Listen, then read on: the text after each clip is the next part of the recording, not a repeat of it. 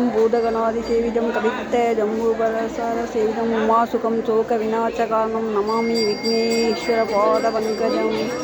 ॐ विघ्नसिद्ध्यै नमो, ॐ विघ्नसिद्ध्यै नमो, विघ्नसिद्ध्यै नमो, विघ्नसिद्ध्यै नमो। இன்னைக்கு தேய்பிறை பஞ்சமிங்க. நாம் வாராகியை பார்க்க வந்திருக்கோம். இது வந்து விநாயகருங்க. இன்னும் அபிஷேகம் ஆரம்பிக்க போகிறாங்க. தேங்காய் மூடி விளக்கு போடுறாங்க.